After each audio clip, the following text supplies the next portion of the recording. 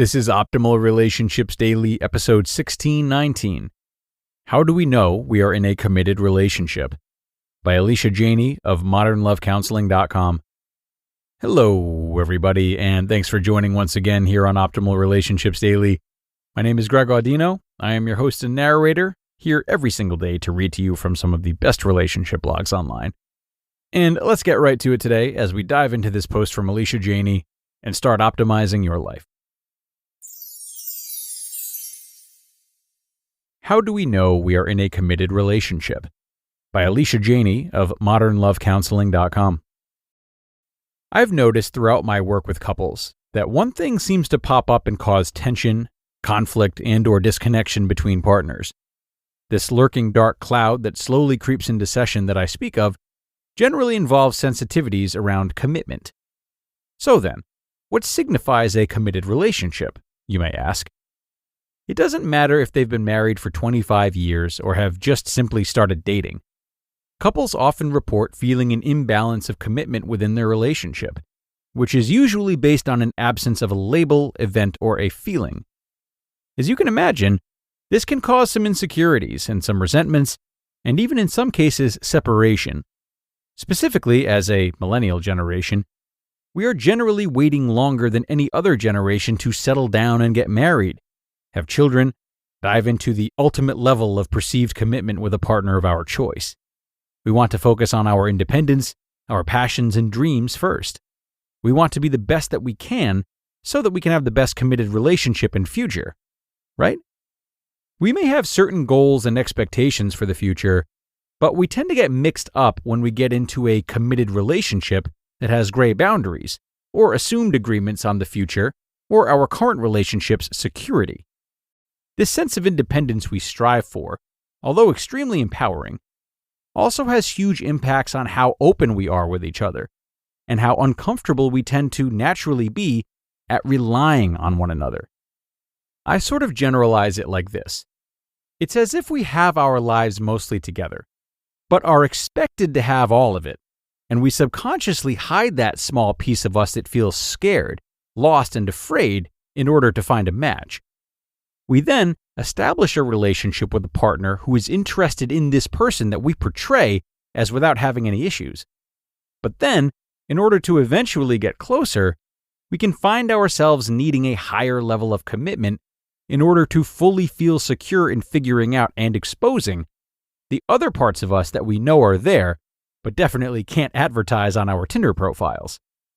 This can get very complicated, and it could possibly build our relationship on deep insecurities and a shaky foundation right off the bat.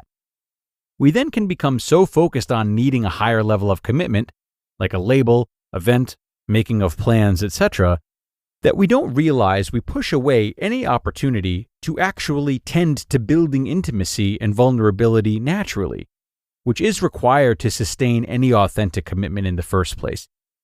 It's as if we feel these events will fill all voids and worries that exist within ourselves, thus creating the perceived natural safety that comes with knowing your partner isn't going anywhere. The biggest question is, how do we know we are in a committed relationship? Is it possible to feel secure without living together, without a ring or marriage, without a mutual home or investment or children, etc.?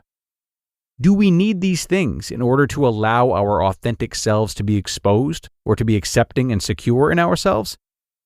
My sense is this is what it really comes down to. Because I have seen this issue spark in all different couples at various stages of their relationships, i.e. they are experiencing a big rupture that has taken place, which has destroyed trust, or a couple being together for a few years with one person needing a proposal, where they threaten to abandon the entire relationship, I have noticed that many people aren't feeling secure in their relationships because they aren't aware of, or not wanting to work on, their own insecurities in the first place. This may sound harsh, but it's my belief that in order for a relationship to be fulfilling, passionate, safe, and secure, it's essential to have two people who are willing to be vulnerable and self-aware. This includes the other person in the relationship that is being perceived as less invested. They need to also dig deep within themselves to discover why these labels, events, and/or feelings may be causing discomfort. And it's important for them to also be honest with themselves, as well as with their partner in regards to their comfort, needs, and fears too. We all have our own attachment stuff come up from childhood and previous experiences and relationships, traumas, emotional insecurities, etc., that tend to affect our needs and fears. Our stuff that we bring into our relationships, knowingly or unknowingly, can cause a lot of emotion and sometimes reactions and behaviors that we aren't too proud of.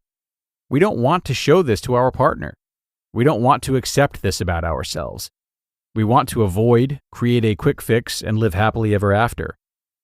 The reality is, if we don't sit with these emotions and give ourselves the opportunity to understand why and how they are impacting ourselves and our relationships, then we will inevitably run into this problem eventually, whether it be this partner or another one.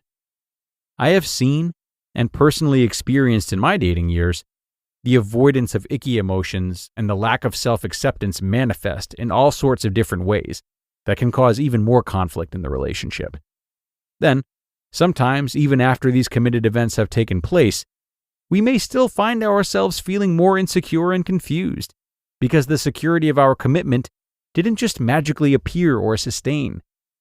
The reality is, we may never really feel secure in our committed relationship if we can't feel secure in exposing ourselves, flaws and all, and being accepting of them without these external events and labels taking place. When you can dive deep within yourself and expose your needs, insecurities, fears, and feelings, it's my belief that you will communicate non-reactively, thus more vulnerably and effectively. If your partner is safe, this will allow them to really hear you and not just react to your defenses and their perceived demands.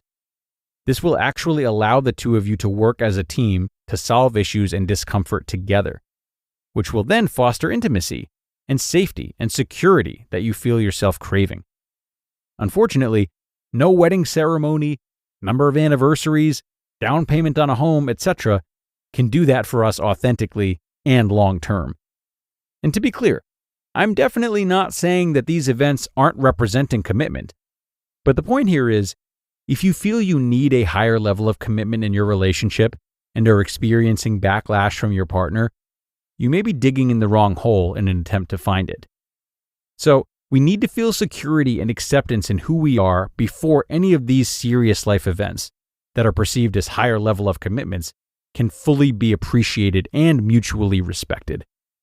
We need to water our own grass and tend to our own gardens before we can expect the flowers to grow.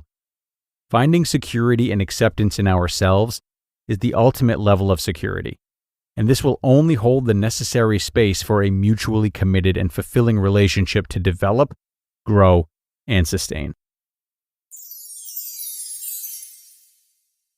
You just listened to the post titled, "How Do We Know We Are in a Committed Relationship?" by Alysha Janey of modernlovecounseling.com. And a big thank you to Alysha for this post. Really, really important one too. We definitely have a nasty habit of using life's landmarks to gauge our statuses or our commitments to things. And oftentimes this is done so that we don't have to deal with, the ambiguity of our feelings. But relying on these landmarks certainly makes for a hollowed existence, doesn't it? We are not just a list of descriptors. We're not just married or homeowners or whatever. We're in between the cracks. We are shades of many things. We're certain and we're uncertain. And all of that can be frightening, but until we sit with it all, we're letting events define us more than our true selves. I like how Alysha mentioned that we shouldn't vilify these things. They are important, and they're not the antitheses of feeling, but they should be byproducts of feelings that we're already in touch with. And I think that's the point. Hopefully no one got lost in this one. Yeah, it was a bit meta compared to what we're used to, both in the post and probably in the commentary, but sometimes it needs to be. Time to get going, everyone. So thank you for being here, and again, I hope you enjoyed this episode, even if it made you work your brain biceps a little bit more than usual. Have an amazing rest of your day, and I'll talk to you again tomorrow, where your optimal life awaits.